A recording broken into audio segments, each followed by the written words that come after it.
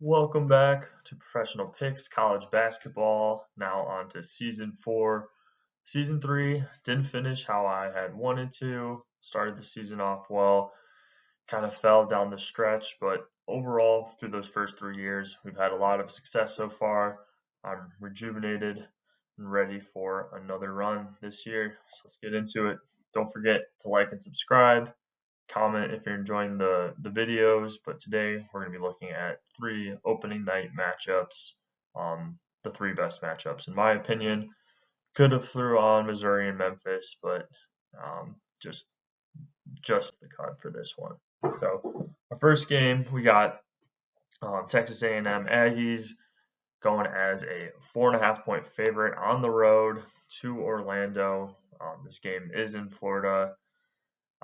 As the Knights take on the ranked Texas A&M Aggies to kick off the season. A&M was the best rebounding team in the country last year, put their rebounding as their strength. They bring back almost everyone from that 9-seeded team in March Madness last year. So that 13 overall ranking is pretty well deserved, in my opinion. Anderson Garcia leads the charge on the glass for the Aggies. Averaged over 9 boards per game last year, and he'll pair again with Henry Coleman in the front court, as well as Solomon Washington. So tons of experience. Each of those guys have been there a few seasons, and just older, stronger guys on that A&M front court. A&M did lose an exhibition game to Houston already this season. They were without Washington, and for that one, transfer guard Zurich Phelps. Should expect to see him in the small forward position. Really athletic player, fits in perfectly into this lineup. Should even be an upgrade over Tyrese Radford, but he does need to improve on his offensive efficiency, as do a lot of the guys on this A&M team. But I do love that they went out right away and played a team like Houston to kick off the season, going up against a team that's going to rebound and defend with the best of them. So that's a good litmus test and just idea on where you need to be at heading into the year, especially into a good matchup like this. UCF on the other side could be a very decent bet still. They were surprisingly really competitive in their first Big 12 campaign last year. They bring back Darius Johnson, who runs the show and really found his jumper late last season, continually improving his points per game average. They bring in a guy like Keyshawn Hall, who was George Mason's best player last year. His nickname is Big Guard. At the lineup I'm looking at, they're going to have to play him at about the 3 or the 4. I'm guessing they're going to have to go a little big for this game against A&M with how good and how well they do rebound. But Keyshawn Hall was a big grab for them from George Mason, averaging about 18 points, 9 boards over there.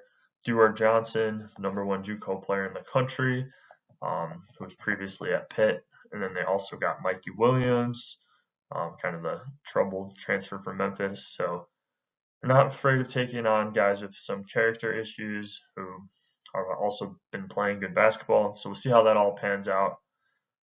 When things start to not go well, that's usually when they could spiral a little bit quicker. They also got a guy like Jordan Ivy Curry in the transfer portal, really good scoring guard, and then Mustafa Tiam, 7'2" center to round out the lineup. And he's probably going to have to play there or start at center, and he should be a senior in high school still at the moment. So a lot going on with that UCF lineup, a lot of new faces as opposed to the A&M side. I would probably honestly take the Knights here.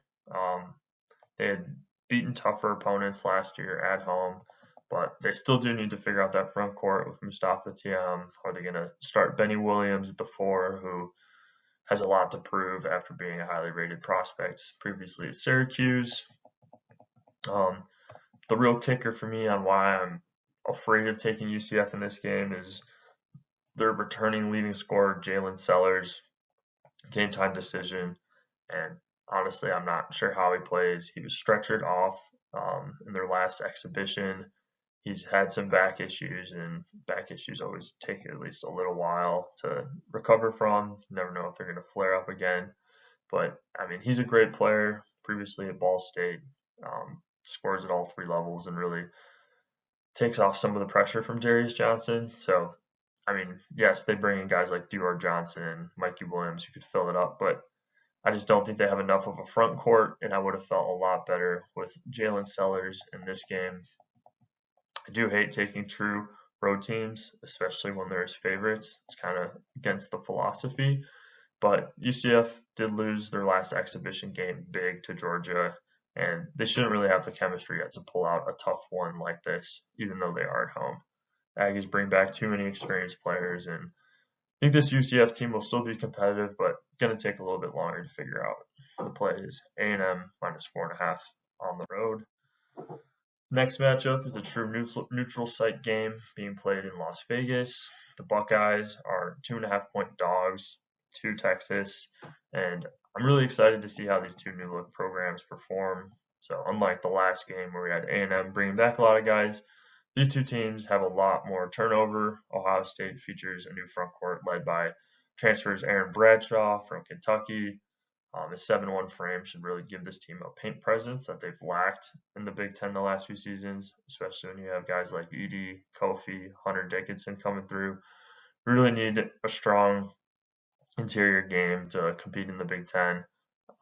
They had an undersized guy like Zed Key in the past. Yes, Felix Akpara was pretty good. He's left for Tennessee now, but Aaron Bradshaw is going to be the biggest of the group and has the most potential.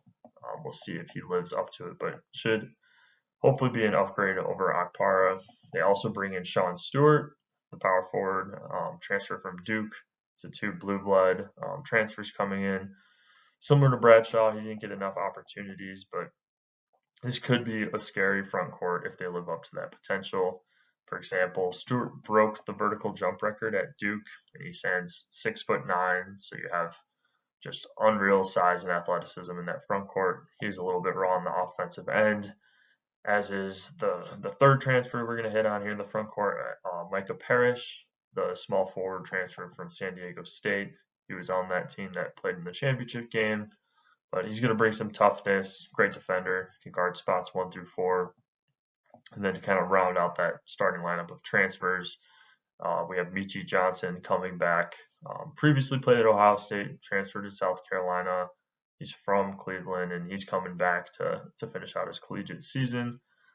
He should lead the scoring with Bruce Thornton being the captain and really the guy who's going to be calling the shots on the court for Ohio State.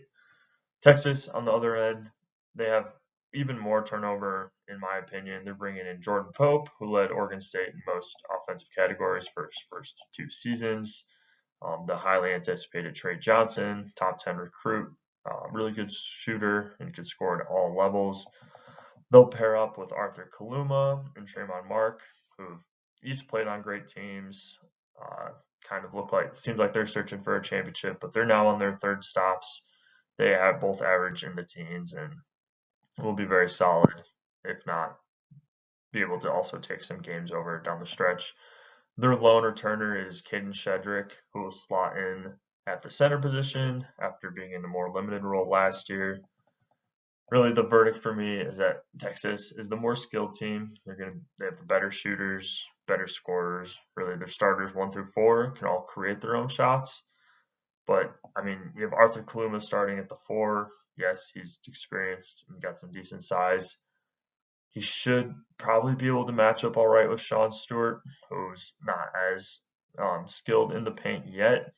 But the Buckeyes do have much more size. Aaron Bradshaw's got a couple inches on Shedrick. Stewart's got a couple on Kaluma, and I think they should be able to win this rebounding advantage in this first game of the season. My issue with the Buckeyes is I don't know where a lot of the scoring is going to come from outside of Michi and Bruce.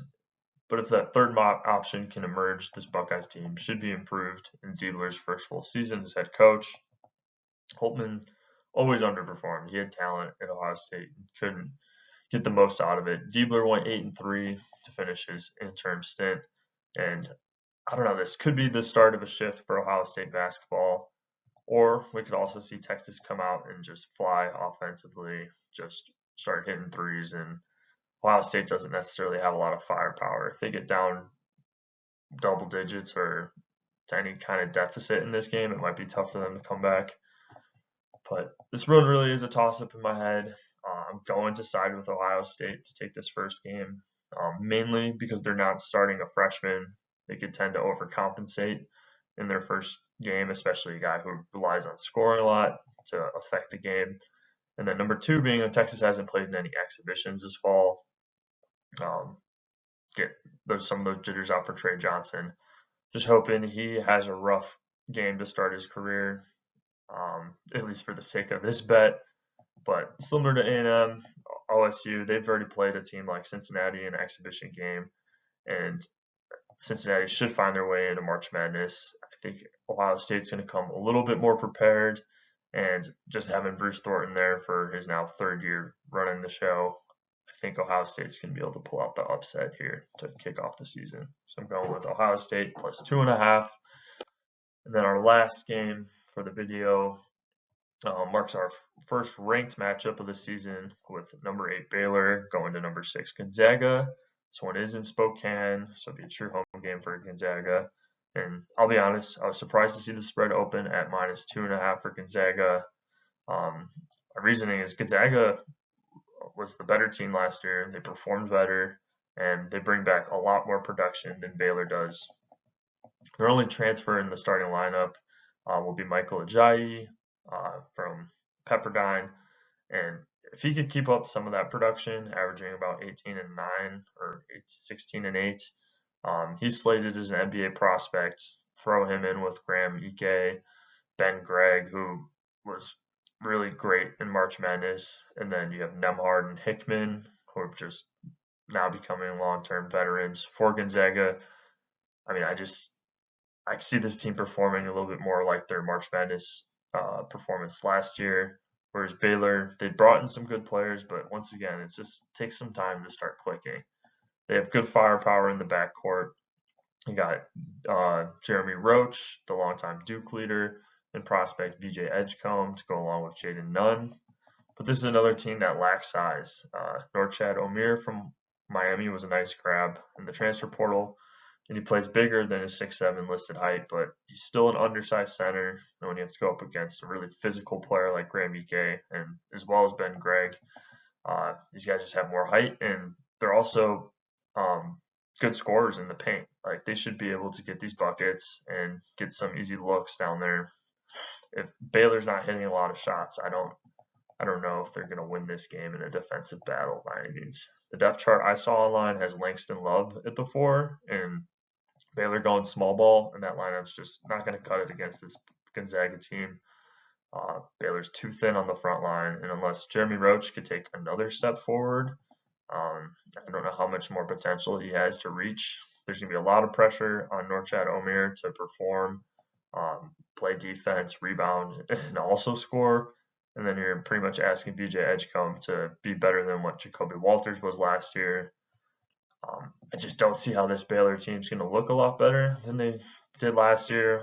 They could perform a lot better defensively. That'd be a good start. But Gonzaga is my favorite play. I still like it at the minus 3.5, but I did get it at minus 2.5 on Twitter. So make sure you follow at Profit of Picks if you want to follow along for some more up-to-date picks as well. Just takes more time to obviously get the videos out, but thank you for watching. Let me know what you're taking in the comments, and I wish everybody good luck in the first night of college basketball.